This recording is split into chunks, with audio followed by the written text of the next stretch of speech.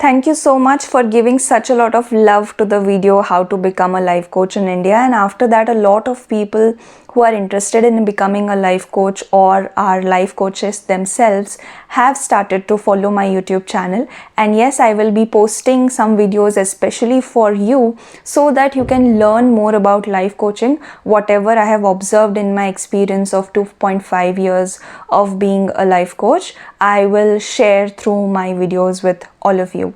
So in today's videos, let's talk about how do you structure your coaching session. Now we have to remember one thing, that you can either give single session to people or you can give a package of multiple sessions to people. So packages are bought or sold when you have a specific goal in your mind, when it is with you and your client. So what happens is that it's very important that when you're having the first interaction with your client, to have a clarity call and understand what are the goals of your client and design that coaching journey accordingly for that client. So typically when a person is working with me and we have a goal set for us, then we work for 3 months together at least. So that time I know that I need to take my client from this point where they are to the point where they wish to go. And every session will have some call to action. The biggest and the most important thing is that every session must have some call to action, some insight that the client can readily apply after the session is over. Whether you are curating this package of 3 months or whether you are giving a single session. And for that call to action, you need to distribute the time that you have with the client in a very strategic way. Now, before we move to how do you distribute the time that you have with your client, some people have 45 minutes ka session, some people have 60 minutes. I personally keep it 75 minutes when we begin, because there is a little more to know, there is a little more to talk to, and as we move forward, it ranges between 60 to 75 minutes. But it depends a lot on what is the goal of your client, because everybody is not coming for call to action. Everybody is not coming for productivity and accountability kind of coaching. There are two main applications of coaching.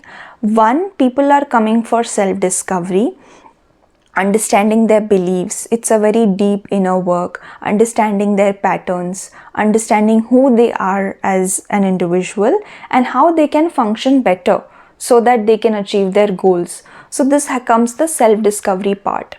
Your emotions can come into play, your different belief systems can come into play. And the other part of coaching is where it's more about these strategies, where it's more about productivity. How can you achieve the goal? What is it that takes for you to be successful? It's about that part. So if it is a self-discovery process, it is a process where you also as a coach are trying to understand your client better, then your questions have to be more open-ended. Questions in coaching are more open-ended, but you need to give more space to the client for them to talk about them, their experience, how they are feeling about things a lot. So when it is self-discovery, you can go with the flow. And when it is about productivity and accountability, you know that you have to come to this call to action. Now, how do you identify the call to action? Catch in coaching is that you cannot give suggestions or advice. So whenever you are starting your session and you're done with initial introduction and greetings and whatever it is for rapport building, you ask the client that at the end of this call, what is it that you want to take away?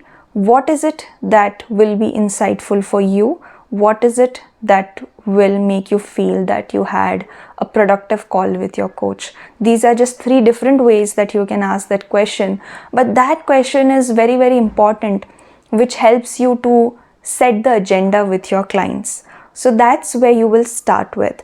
And once a time is over after discussing with your clients, let's say you had a 60 minutes call, out of which the 40 minutes are done, you can have a reflection then as well, that what is it that so far you've taken away from this discussion which helps you to go closer to the call of action. So it again makes the attention of the client come to the call to action that we are trying to get. And rest 15 to 20 minutes have to be very specifically spent to come to the call to action or to discuss that call to action. So the format has to be in such a way that the agenda of the call is clear. Again, you come to finding out the call to action, and when the call to action is decided by you and your coaching client, that time you see how it can be implemented and if there are any challenges in that. This I am talking more from a productivity and accountability kind of a coaching. If you are a person who is more into self-discovery kind of a coaching, the best thing is to not put any pressure on yourself or any pressure on your client to have a breakthrough. You just need to probe with the right question. And a lot of time people ask, how do I ask the right question? Do I have a list of questions or do I think of the question? You must never think of the question what to ask next when you are listening to the client, because that times you see your attention is on two places. You're listening to the client and also you're framing the question in the mind. That means you're not completely present. So you allow the client to finish. Take a pause. Silence is the best thing in a coaching session. I always say that. Use that silence after the client has said whatever he or she had to say to form the next question, to form the next sentence. Coaching sessions, the slower they go, the better they are, as far as my experience is concerned. And that really helps the client to be present with the moment, sink in with whatever is happening. And again, as I said, in self-discovery, no pressure at all. And even in productivity and accountability, you set the agenda with the starting question. You again come to the agenda after some time of discussion, and then you ask if they could be facing any challenges, if they anticipate any challenges, and how they can overcome those challenges, and leave it over there. And then you pick it up in the next session. So this time in between the sessions, let's say if people are working with me for 3 months, they come to me every week. So the time that they have between 2 sessions is the time where they can spend in reflecting.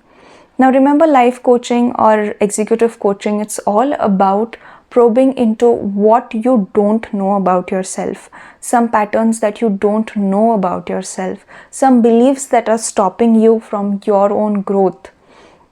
So a lot of times your client and you will not know, and allow yourself and the client to be in the space of not knowing. It is a beautiful space from which wonderful insights and great questions pop up. So all the best to you, and you can share what are your best practices that you use to structure a coaching session.